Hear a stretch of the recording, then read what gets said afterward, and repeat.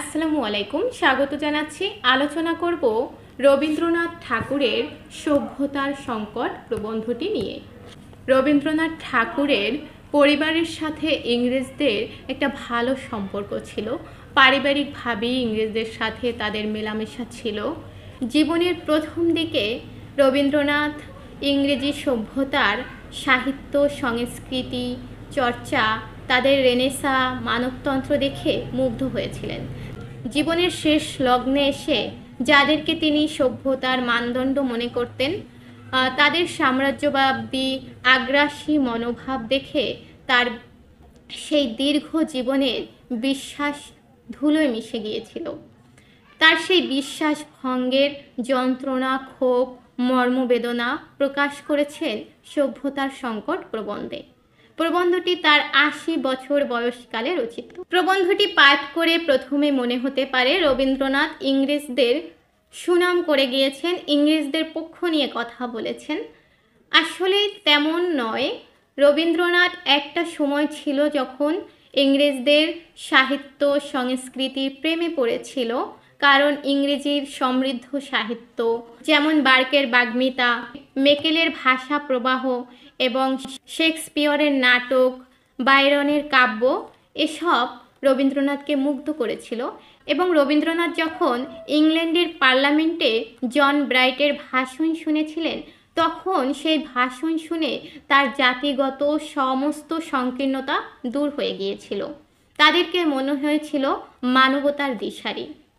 জন ব্রাইটের ভাষণ শুনে রবীন্দ্রনাথের মধ্যে মনে হয়েছিল যা কিছু শ্রেষ্ঠ তার সংকীর্ণতার আবদ্ধ গণ্ডিতে থাকতে পারে না, তা সকলের সম্পদ, তা কোনো কৃপণের কুক্ষিগত সম্পদ নয়।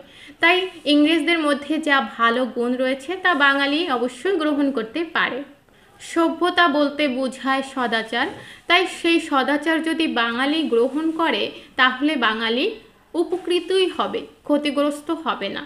এটাই ছিল প্রথম দিকে রবীন্দ্রনাথের বিশ্বাস। ইংরেজরা যখন ভারতবর্ষে প্রথম আসে তখন তারা নিজেদেরকে সভ্য বলে, শ্রেষ্ঠ বলে প্রমাণ করেছিল এবং বাঙালি জাতি মনে করেছিল ইংরেজদের ছোঁয়ায় বাঙালি জাতির উন্নতি হবে, তারা আসলেই সভ্য। তৎকালীন বৈদগ্ধ মানুষরা ইংরেজদের অনুকরণ করতে শুরু করলেন, তাদের মতো ইংরেজি শিখতে শুরু করলেন, শিক্ষায় শিক্ষিত হতে শুরু করলেন। কিন্তু ভারতবর্ষ শাসনের একটা পর্যায়ে তারা শোষণ করা শুরু করে। তাদের মুখোশের অন্তরাল থেকে তাদের কুৎসিত বিভৎস রূপটি বেরিয়ে আসে। তারা বাঙালিকে শাসন শোষণ করেই ক্ষান্ত হয়নি, বাঙালির মধ্যে আত্মবিচ্ছেদের বীজ বপন করে দিয়েছিল। সাম্প্রদায়িক দাঙ্গার উদ্ঘাটন করে তারা হিন্দু মুসলিমদের মধ্যে একটা বিভেদের সৃষ্টি করে দিয়েছিল, দ্বিজাতি তত্ত্বের সমর্থন করেছিল। এর ফলে হিন্দু এবং মুসলিমের মধ্যে তুমুল দ্বন্দ্ব বেঁধে গিয়েছিল এবং ভাগ করো শাসন করো নীতি প্রচলন করে বাঙালির মধ্যে এই আত্মবিচ্ছেদের কাজটি সুচারুভাবে সম্পন্ন করছিল। জীবনের উষা লগ্নে ব্রিটিশদের মানবতাবাদী রূপ দেখেছেন রবীন্দ্রনাথ, কিন্তু শেষ প্রান্তে এসে ব্রিটিশদের সেই মানবতা বোধের অপমৃত্যু তাকে ভীষণভাবে মর্মাহত করেছিল। ব্রিটিশদের প্রতি ক্ষোভ এবং ঘৃণার প্রকাশ করেছেন। সাহিত্য, সংস্কৃতি, যন্ত্র সভ্যতায় ব্রিটিশরা উন্নত ছিল, তাই ভারতবর্ষের জনগণ ভেবেছিল তাদেরকেও সেই উন্নতির ছোঁয়া দেবে। কিন্তু ব্রিটিশরা শুধু ভারতবর্ষ থেকে তাদের ঐশ্বর্য কেড়ে নিয়ে নিজেদের কাছে পুঁজি করেছে, ভারতবর্ষকে কিছুই দেয়নি। একসময় ভারতবর্ষে অন্ন, বস্ত্র এবং মৌলিক চাহিদা পূরণের ন্যূনতম জিনিসগুলোরও অভাব দেখা যায়। জাপান, রাশিয়ার উন্নত সভ্যতার ছোঁয়ায় তাদের সংখ্যালঘিষ্ঠ জনগণেরও উন্নতি করেছিল, তাদের শোষণ করেনি, কিন্তু ইংরেজরা করেছিল শুধু শোষণ। রবীন্দ্রনাথ ক্ষোভ নিয়ে বলেছেন, ভারতবর্ষ ইংরেজের সভ্য শাসনের জগদ্দল পাথর বুকে নিয়ে তলিয়ে পড়ে রইল নিরুপায় নিশ্চলতার মধ্যে। অর্থাৎ ভারতবর্ষ থেকে ইংরেজরা শুধু লুট করেছে, তাদের উপর জগদ্দল পাথর চাপিয়ে দিয়েছে, তাদের উন্নতির জন্য কোনো কাজই করেনি, বরং তাদের অন্ন, বস্ত্র, শিক্ষা, পানি, যা কিছু প্রয়োজন সব কিছু কেড়ে নিয়েছে সভ্য শাসনে। রবীন্দ্রনাথ কোনো জাতির এমন দুর্দশাগ্রস্ত অবস্থা দেখেনি, তাই তিনি সভ্যতার সংকট প্রবন্ধ গ্রন্থে উল্লেখ করেছেন। তিনি বলেছেন, ইউরোপীয় জাতির স্বভাবগত সভ্যতার প্রতি বিশ্বাস ক্রমে কী করে হারানো গেল তার শোচনীয় ইতিহাস আজ আমাকে জানতে হলো। সভ্য শাসনের চালনায় ভারতবর্ষের সকলের চেয়ে যে দুর্গতি আজ মাথা তুলে উঠেছে, সে কেবল অন্ন, বস্ত্র, শিক্ষা এবং আরোগ্যের শোকাবহ অভাব মাত্র নয়, সে হচ্ছে ভারতবাসীর মধ্যে অতি নৃশংস আত্মবিচ্ছেদ, যার কোনো তুলনা দেখতে পায়নি ভারতবর্ষের বাইরে মুসলমান স্বায়ত্ত শাসন চালিত দেশে। ইংরেজরা শুধু তাদের শক্তিরূপ দেখিয়েছে এবং সেই শক্তিরূপের মাধ্যমে ভারতবর্ষকে কখনো মুক্ত করতে চায়নি, মুক্তরূপ দেখায়নি। রবীন্দ্রনাথ ইংরেজদের প্রতি তার এই বিশ্বাস ভঙ্গের যন্ত্রণা মেনে নিতে পারেননি। মূলত ইংরেজদের ঔপনিবেশিক শাসনের কবলে জাতাকলে পিষ্ট ভারতীয়দের দুর্দশাগ্রস্ত অবস্থা রবীন্দ্রনাথের মনে আত্মজাগরণ ঘটিয়েছিল। তার ইংরেজ প্রীতির যে মহল ছিল, সেই মহল ভেঙে চূর্ণ বিচূর্ণ হয়ে গেছে এই প্রবন্ধে। তিনি তাদের প্রতি সেই মানবতাবোধের বিশ্বাস আর ধরে রাখতে পারছেন না। মানুষের প্রতি বিশ্বাস হারানো পাপ, তাই ভারতবর্ষের দুর্দশাগ্রস্ত অবস্থায়ও রবীন্দ্রনাথ তার ইংরেজ বন্ধু অ্যান্ড্রুজের কথা মনে করেছেন। বন্ধুর মধ্যে তিনি যে মানবীয় গুণাবলী দেখেছিলেন, তা সমস্ত মানব জাতির জন্য দিশারি হতে পারে। সেই ইংরেজ জাতির মধ্যে এই বিভৎস রূপ রবীন্দ্রনাথকে অনেক বেশি আহত করেছে এবং এত বেশি আহত করেছেন যে জীবনের শেষ লগ্নে ৮০ বছর বয়সে তিনি সভ্যতার এই সংকট প্রবন্ধটি লিখতে বাধ্য হয়েছেন। যে ইংরেজদেরকে তিনি মানবতার দিশারি মনে করেছিল, তারাই যখন মানবতার ধ্বংসের প্রতীক হয়ে উঠেছে, তখন সৃষ্টি হয়েছে সভ্যতার সংকট।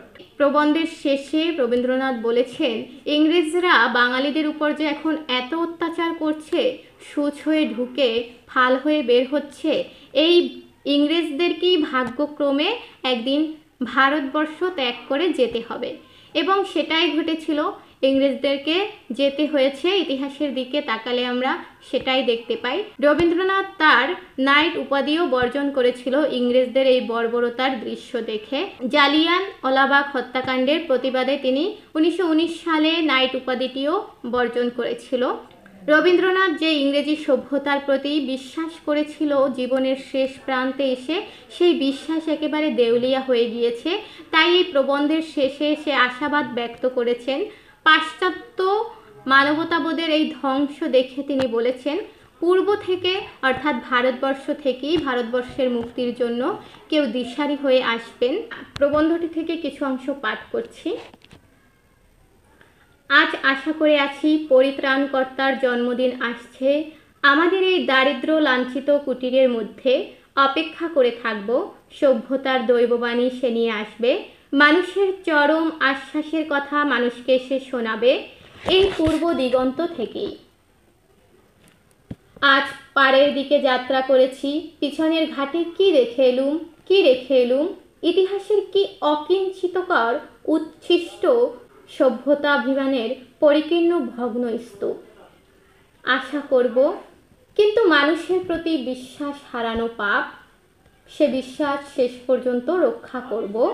আশা করব মহাপ্রলয়ের পরে বৈরাগ্যের মেঘমুক্ত আকাশে ইতিহাসের একটি নির্মল আত্মপ্রকাশ হয়তো আরম্ভ হবে এই পূর্বাচলের সূর্যোদয়ের দিগন্ত থেকে। অর্থাৎ তিনি ইংরেজদের এই অত্যাচারের প্রতিবাদ চেয়েছেন ভারতবর্ষের কোনো জনগণের মাধ্যমেই। তিনি চেয়েছেন ইংরেজদের তাড়িয়ে দেওয়ার জন্য ভারতবর্ষের মধ্যে থেকেই মানুষ জেগে উঠুক। কারণ মনুষ্যত্বের এই অন্তহীন প্রতিকারবিহীন পরাভবকে রবীন্দ্রনাথ মেনে নিতে পারেননি। তিনি এর প্রতিকার চেয়েছেন।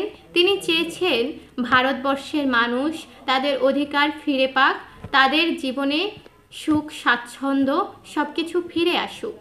তাই তিনি শেষে বলেছেন যে ইংরেজরা যতই প্রভাবশালী হোক, তাদের ধ্বংস অনিবার্য। প্রবন্ধের ভাষায়, প্রবল প্রতাপশালীরও ক্ষমতা মদমত্ততা আত্মম্ভরিতা যে নিরাপদ নয়, তারই প্রমাণ হবার দিন আজ উপস্থিত হয়েছে। নিশ্চিত এ সত্য প্রমাণিত হবে যে জয় জয় জয় রে মানব অভ্যুদয়, মন্ত্রী উঠিল মহাকাশে। অর্থাৎ ইংরেজ সভ্যতার ভক্ত রবীন্দ্রনাথও এক সময় জীবনের শেষ লগ্নে এসে ৮০ বছর বয়সে ইংরেজদের পতন চেয়েছেন ভারতবর্ষীয়দের হাতে, এবং ভারতবর্ষীয়দেরকে তিনি জেগে উঠতে বলেছেন। সভ্যতার সংকট প্রবন্ধটি ইংরেজদের গুণকীর্তন করে রচিত নয়, বরং ইংরেজরা যে তাদের মুখোশের আড়ালে বিভৎস কুৎসিত রূপটি লুকিয়ে রেখেছিল, মানুষকে বোকা বানিয়েছিল, সেই রূপ ক্রমে প্রকাশ পেয়েছে এবং তাদের বর্বরতা শুরু করেছিল। সেইখান থেকে রবীন্দ্রনাথ মর্মাহত হয়েছেন এবং তাদের এই মুখোশ উন্মোচনের ফলে সভ্যতার যে সংকট হয়েছে সেখান থেকে পরিত্রাণের উপায় খুঁজেছেন রবীন্দ্রনাথ তার সভ্যতার সংকট প্রবন্ধে। এই প্রবন্ধে ইংরেজদের প্রতি ঘৃণা, ক্ষোভ সবই প্রকাশ করেছেন রবীন্দ্রনাথ ঠাকুর, এবং বাঙালিদের মুক্তি কিভাবে সম্ভব সে বিষয়ে কথা বলেছেন। এই ছিল সভ্যতার সংকট প্রবন্ধের আলোচনা। যদি কারো কোনো জিজ্ঞাসা থাকে অবশ্যই জানাবেন। ধন্যবাদ।